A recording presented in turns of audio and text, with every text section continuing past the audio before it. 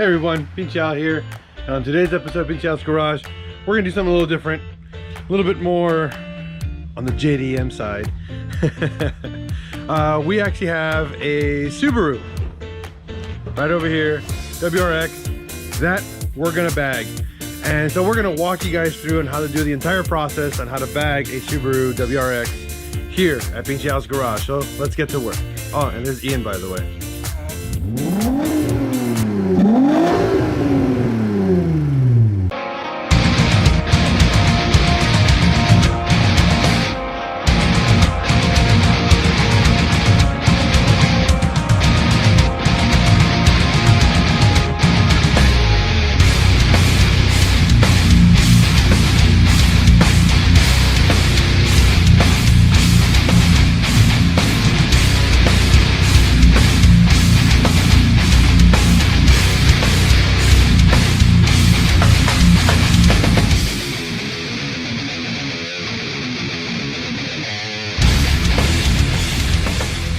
So first things first, let's get to know pretty much our Subaru and how we jack it up, and pretty much and where we can put our jack stands for safety, number one.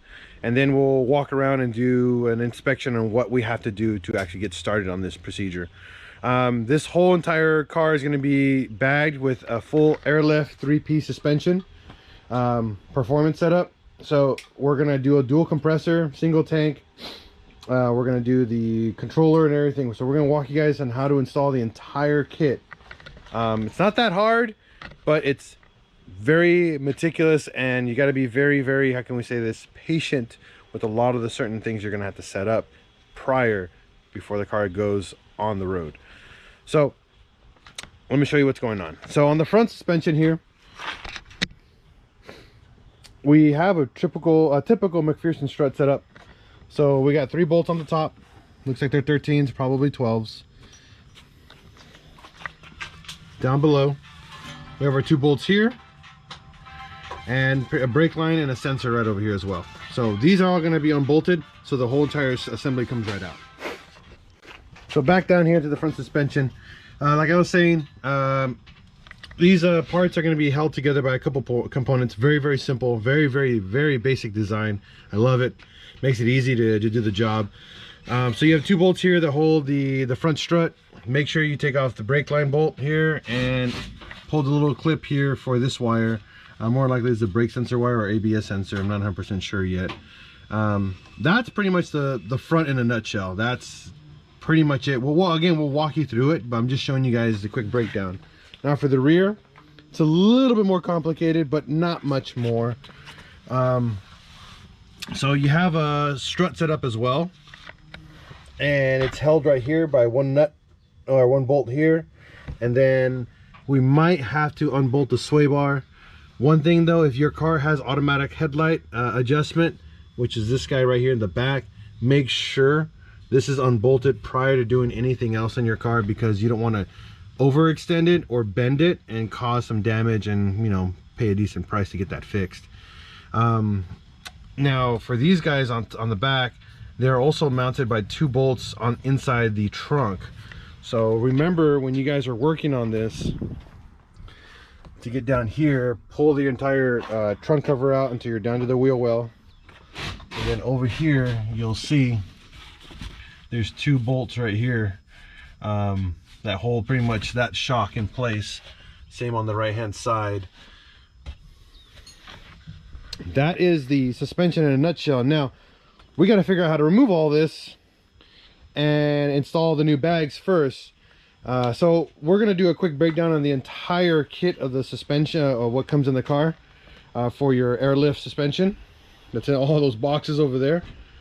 And then we're going to start removing everything in here, because knowing what you have prior to taking everything apart is extremely vital. Making sure you have the right amount of stuff before you do all the work, because what can happen is you might have the wrong front strut, you might have not enough airline, you might not have water traps or a relay. So we're going to break down the entire kit for you prior to installing it in your car. All right, so now that we have everything unboxed, let's go with the quick breakdown. Very straightforward. The one in that box comes the manifold and the controller and all the wiring you need for that. Then you have your main loom, or your harness is what we call it. Airline, water trap. You have your steel lines here for your bags. They already come pre-treated for what's it called, like a Teflon material, so it doesn't leak. Spanner wrench for the threaded body. These are the front bags. Our 2 air compressors.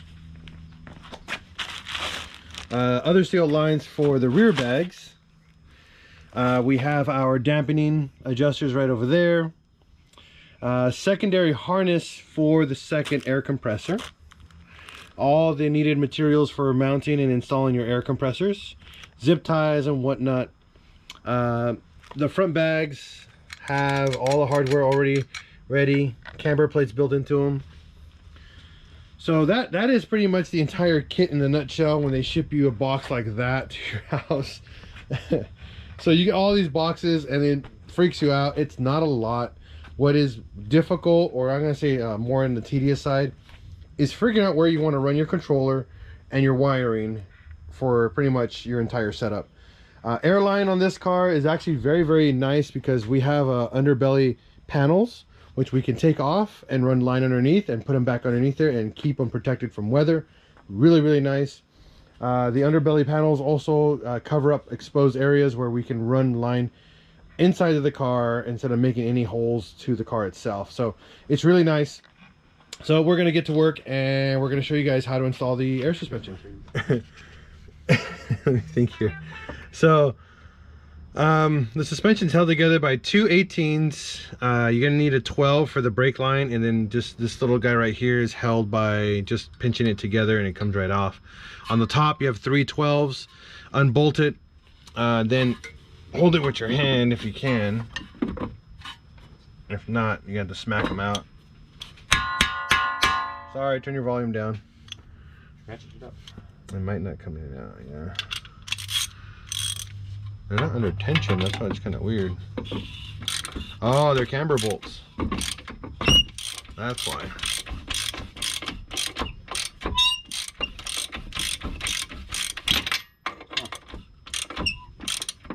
See?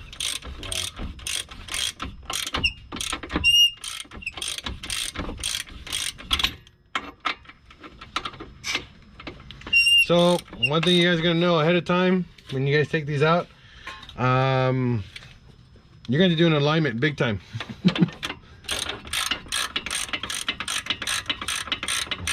So just giving you guys a heads up on that. An alignment is going to be needed after you do this whole suspension. Oh no, it should come out now. Just rusted in place. So one thing be careful with, guys, is make sure that the brake line does not get tugged on when you take the suspension off. Sometimes these calipers can fold really far forward. I mean, the spindle can fold really far forward and can yank on your brake line.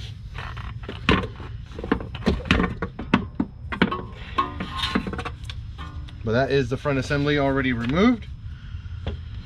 You guys can see right here, the 3 12s that hold it are right here on top. There is an alignment mark. I'm just curious on where it is. We'll look it up in just a moment and see if there's an alignment marking for these. But that's how you remove the front strut though. All right, so here's your front strut. Now, one thing you guys gotta understand, they are labeled for left and right. Quick way to find it, right down here.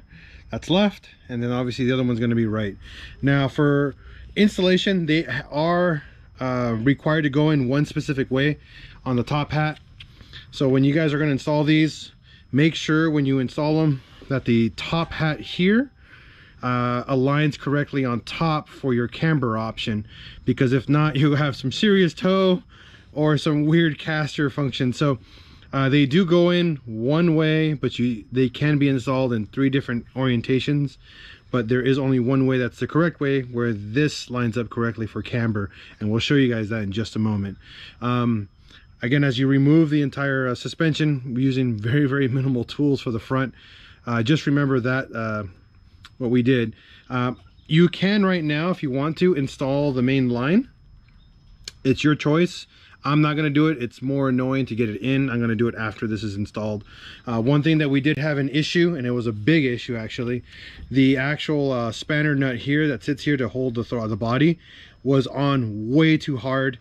We actually had to hit it off with a hammer and chisel. The spanner wrenches did not work. We actually were stripping them. So probably a big heads up to airlift. I'd probably recommend put these on a little bit less tight prior to shipping these, because we damaged almost 2 of these little I guess spots to turn it, and just due to the fact that we couldn't even turn it. So I had to hit it off with a chisel and a hammer, and a 3-pound little hammer as well, by the way.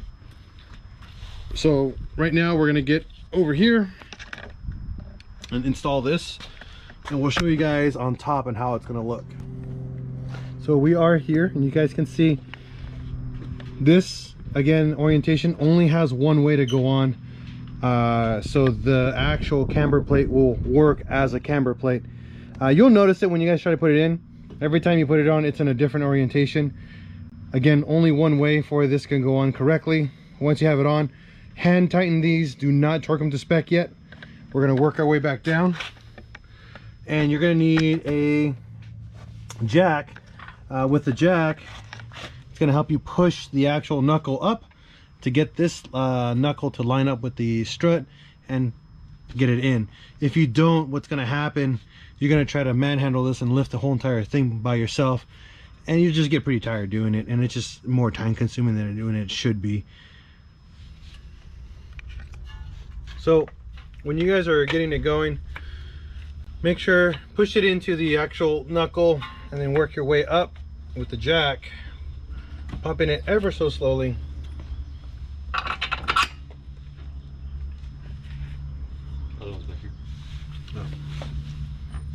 That's the camera. That is the camera. Oh, oops. So there's 2 different bolts, by the way, guys. There's a camber bolt that goes in on the top, and then there's a standard bolt that goes on the bottom. Remember that, because that's super important when you guys are doing this job, to make sure the bolt orientation, top and bottom, and the difference, so you guys can see that this one has like a little hump inside of it, and that's the one that goes up here, and then the one that just straight just goes on the bottom.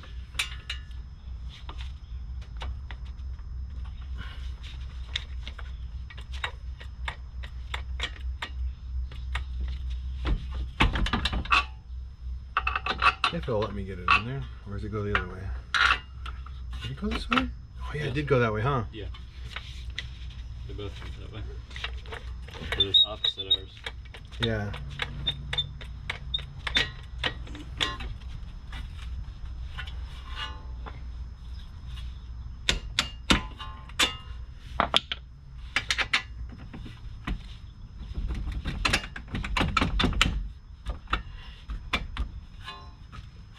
Okay, so you do have a nut with a washer. That's the top one. And then the one without the washer is the bottom.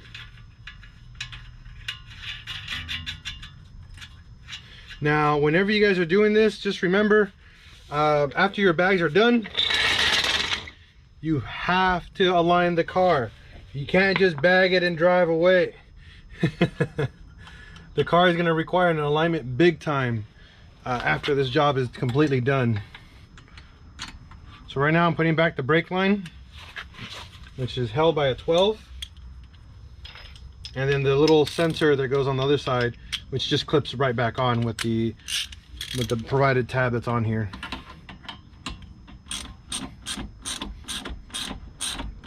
Look up your manufacturer torque specifications for the knuckle. Same with the strut top. Get that going.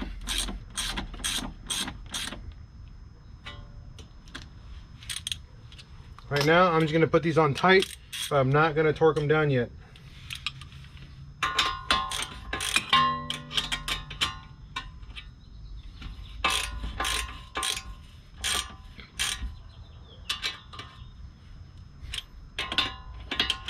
The only reason I'm doing that is just so I can make sure I get everything else going before I do anything with this. So that's it for your front. Up here, again, with the issue that we had last time on the other side, you're gonna need a chisel and a hammer. Grab a corner and you gotta hit these off, because that was the issue that we had earlier, to kind of get these broken loose.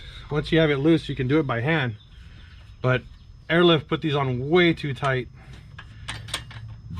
And the reason why we need to do that is so we can spin the bag over like that, so we can get the main metal line in here and then turn it back. Oh, thank you. So thread the line in by hand, just a little bit. You need a 15mm wrench, and since it already has a sealant on it, just tighten it on. Now these are MPT, I believe they're 1/4 inch or 1/2 inch MPT lines, so they automatically start tightening halfway through since it's a MPT line. So no need to go all the way down. Once they get really snug, just give it a nice little tug and you're done. They're not meant to go all the way down. They taper pretty much on the way in. And that's it. And then we turn the bag back to where we had it, because we want the airline to be facing the body, not you.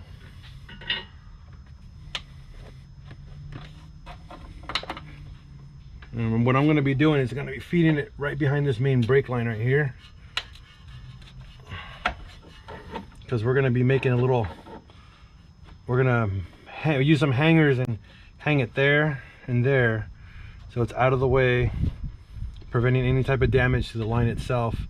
We don't want it to move up and down, so we're going to give enough slack here and here so the line moves left and right with the bag as you drive, because they will move. The bag moves as you turn, so you want to prevent any type of rubbing as much as possible during your installation.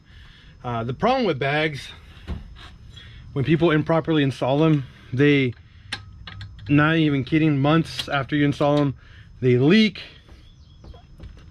People have them start leaking, or literally a line will explode due to the fact that you have to make sure you find the preventative measures of finding what's going to be an issue.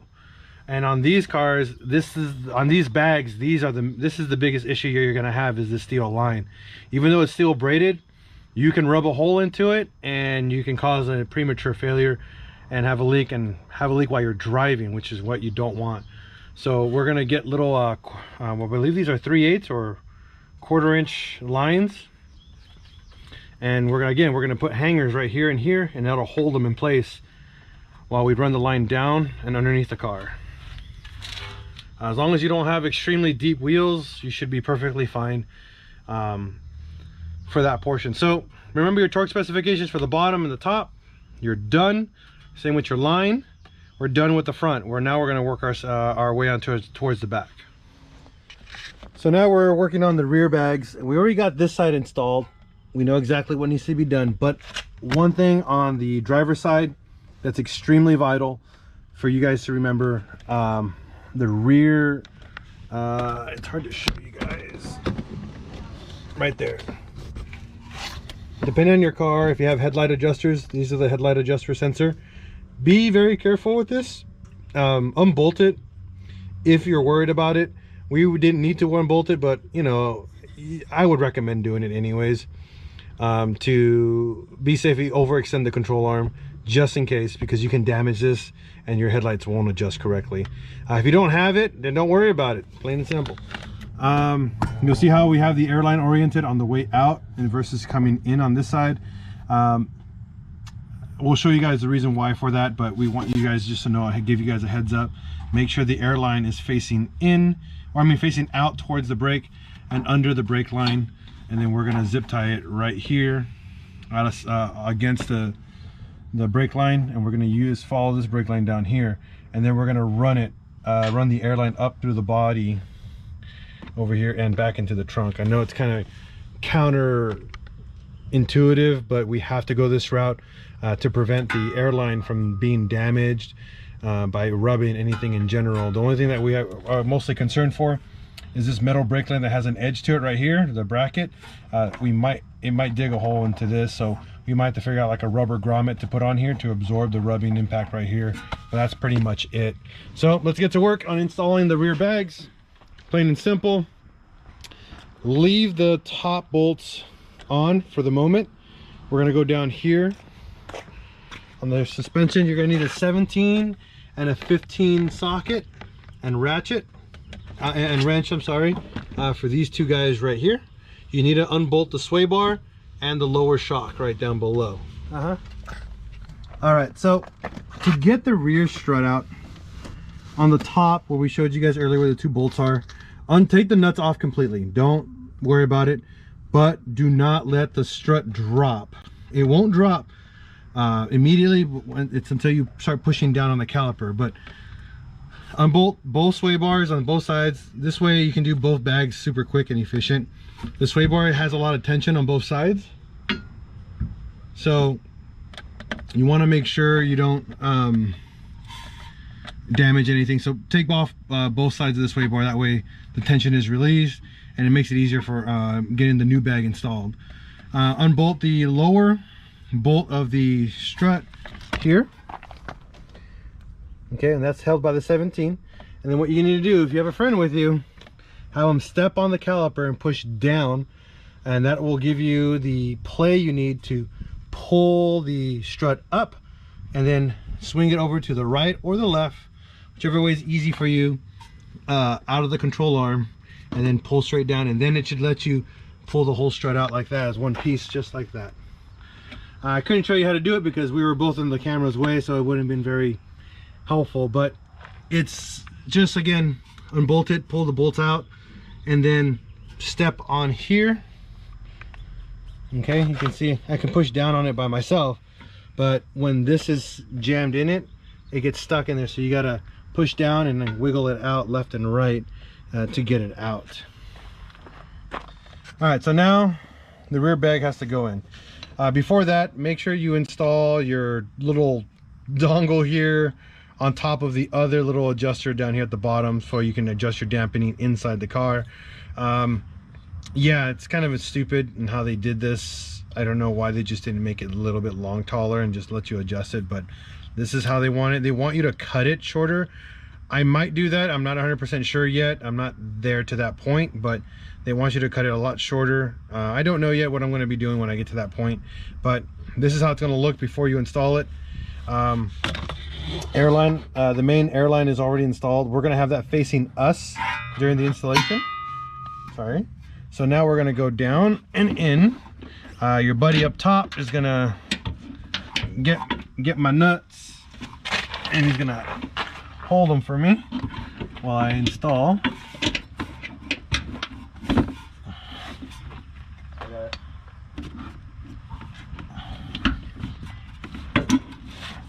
Hold on. There we go. There you go. Now all we're doing is just finger tight on top. We don't really need them snug right now. Not super important. What really is important is that this airline is on this side of the car.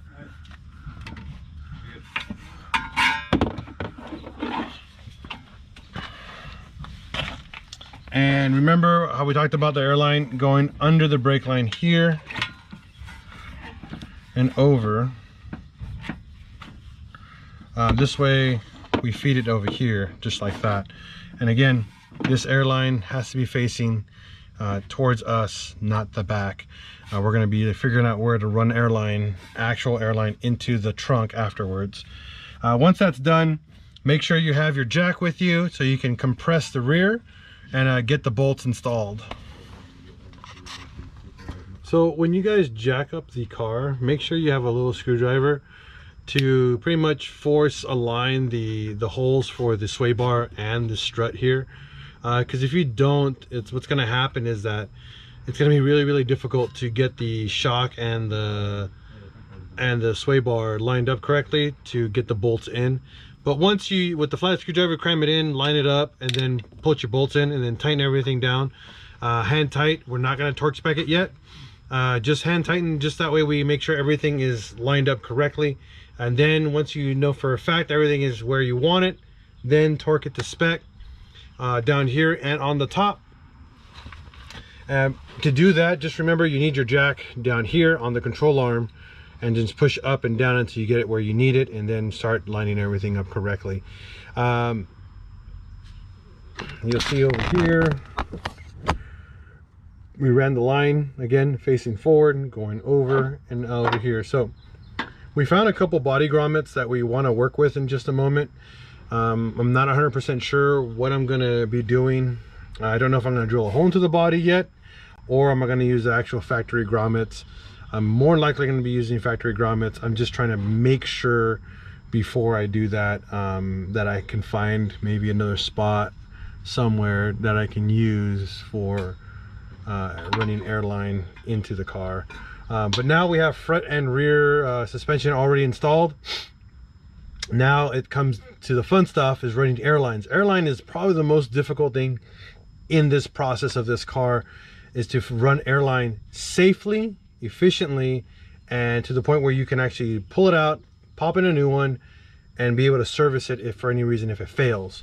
One of the biggest issues with air suspension is rot. Since the airline is made of nylon, nylon plastic, it will rot over time and get really hard and brittle. So keeping it safe from the elements is a big key factor of your maintenance on your lines. I tend to replace my airlines every 2 years. It's super cheap. It runs about 30 to 50 bucks to run all new airlines, so it's a very small investment every two years. The fittings that I'm going to be using are not going to be provided by Airlift. I go above and beyond when I do fittings on these. I don't like using Airlift fittings since they tend to leak a lot. Since they're plastic fittings, we're going to be using full-on brass nickel plated fittings that will last pretty much the entire life of the air suspension without a single hesitation. Very good investment, but it's not cheap. You're looking at about 15 to 20 bucks a fitting. So make sure before you buy your fittings, you put it in your budget as well during this entire build process. All right, guys?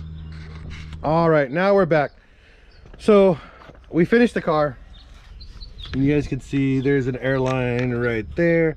We're gonna show you how we routed it. So from there straight down. Now you can copy this on both sides. See how the line is routed, and then we used mounting tabs 1/4 inch all the way down underneath the car. And then what we did is, once we got towards the rear, because the rear is what's challenging on these cars, due to the fact that you don't have a lot of spots where you can cause some serious damage. So we're at the airline, so we wanted to make sure we didn't have any issues with the airline airing out. So if you follow this line here, and you'll see how we're routed back here. We're gonna lift up the rear for you guys right now so you guys can see how it looks underneath the car by the diff, because we ran it underneath the underneath the rear subframe, over and under, and I'll show you guys that in just a second. So down here you guys can see now how we ran the rest of the airline.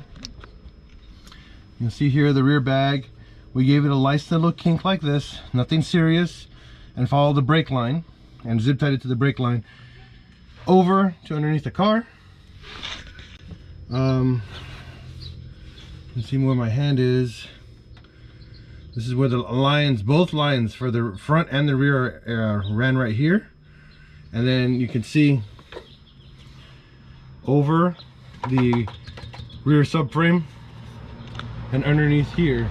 Now the reason why we ran it underneath versus in through it, because this has really sharp edges on top, and then they smooth out the edges underneath. So this will prevent the airlines from cutting holes into them. And then we pulled the grommets out of the rear and ran the lines in. Now we made sure that we ran the lines at an angle like this, because if you run them straight up, they will cut into them and make holes into your lines. You can, if you don't mind, You can wrap them in electrical tape just to add an extra secure function, but that's pretty much it for that. It's the same on both sides, identical, so you don't need to see the other side because it's exactly the same as over here. And both lines are ran together simultaneously from the rear bag over to here. We did a couple test runs and we did not see any rubbing, so we're very, very happy with that. My recommendation for anybody ever doing airlines, for any spot that looks like that it might rub when airing out, or actually when the car is moving up and down, focus on it. Whew. Because you can run into an issue where you don't see it, but it happens multiple times. Hey Juana, happens multiple times, and then it ends up rubbing a little tiny hole, and then you're gonna lose all your air in that bag. We ran it, we didn't see any issues, so that's how we stayed. So hopefully you guys see how we ran this and like the way that we ran it. If you guys have a different way of running this, please comment down below. Definitely help us. We're going to show you guys the trunk now. So we made a basic frame for the floor to support the little plastic cover that's on the car here, but it comes right out. And you guys can see it's a dual compressor. We left all the wiring exposed on top, and the main reason for this is for maintenance. Believe it or not, maintenance is a huge key to your guys' success or liability for your air suspension. Since it is a hidden suspension setup, it's not a big deal. If you guys are trying to go more show, all you have to do is pretty much make holes everywhere you want it, and then route it underneath, and you can hide everything. Everything can be completely hidden. I mean, it's your guys' choice. We ran dual 444 cc compressors from Vier, airlift 3P manifold, dual relays. Everything's ran directly to the battery, so very, very simple. And I made a little ring for it to mount on, all upholstered.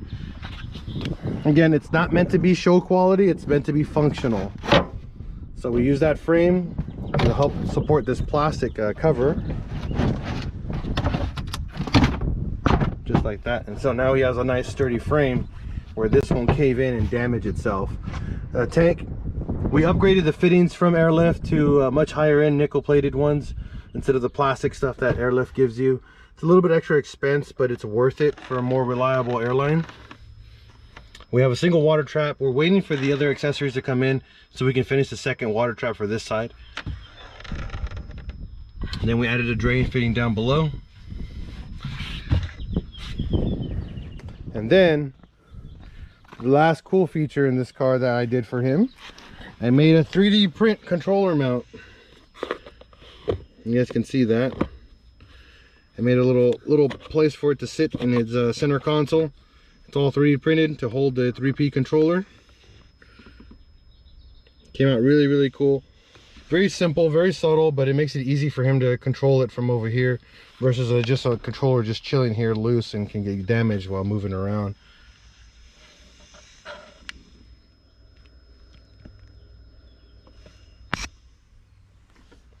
All right, so that's pretty much it, guys. Everything else is pretty straightforward. It's like installing a normal suspension on a car, just with airlines and then running all the wiring. One last thing, actually, talking about wiring. Let's actually show you that before I go any further, because that was the last bit I forgot to mention to you guys.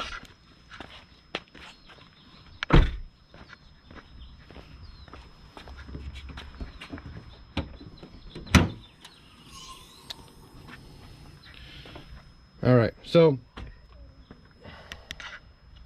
here are the two main power wires for the compressors, and then we have the two ground wires right over here.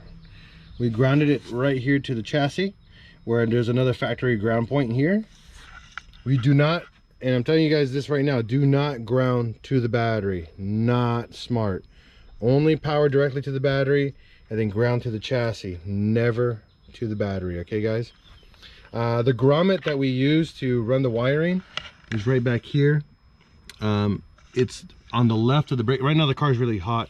It's on the left of the brake booster. There's about a 1-inch grommet right there. You poke it out with the flathead screwdriver, and you're gonna have to stab it because there's a firewall material that's gonna be in the way. You're gonna have to stab it so you can find it. And it's underneath the steering wheel, to the right of the steering wheel. You'll find it once you push the grommet through. So all that, and then the fuse that we used to pretty much power the controller is right down here. Now you have an entire fuse panel. We found out that the fourth one on the bottom, the empty one that's on the bottom, is a triggered 12 volt constant, which is what we need. So this one turns on and off, and it's a constant 12 volts. A lot of these have 12 volts that are triggered, but they fluctuate in voltage, which will cause an issue with your controller. We want one that's a constant 12 volts. So we found that the blank one, fourth one on the bottom to the right, this one right here where I'm touching, is a constant 12 that's triggered. So pretty much every time you turn the car off, it turns off. Every time you turn the car on, it turns on, and it stays on. It doesn't what's the word, it doesn't fluctuate in voltage. It's just a constant 12 volts right here. So this is the one I would use. We use the little fuse tap and cut it in half and crammed it in there, and then we were able to mount it just like that, and it works beautifully. And then we ran the fuse holder right here. Just sits right up there, just out of sight, out of mind, down there. And that's it. The way that we figured that one out is by using a voltmeter set to, obviously, to test 12 volts. And it's behind this little tray where you're, I guess it's a little ashtray that's right here on the left side of the steering wheel. What year is this car, Aaron? 2019, right? Yeah. So yeah, it's a 2019 Subaru WRX. So that's how we figured it out. A voltmeter is key, guys, to this job, because you need to find out on these newer cars, they have digital and optical sensors that fluctuate in voltage. They never have a constant 12, so you have to find the one that's constantly 12 or higher. If not, your air suspension will never trigger correctly, will never air up or air out. It'll just turn on, but it won't trigger all the functions correctly. So very, very important. Use a voltmeter, test for ports, turn the car off, turn it on, make sure things stay constantly 12 volt when it's on, and turns off obviously when you turn off the car. And that's it. All right, guys, we're gonna show you guys some sexy footage in a little bit at the end, some really cool aerial and shots later today, so stay tuned for that as well. Peace out and have a wonderful day.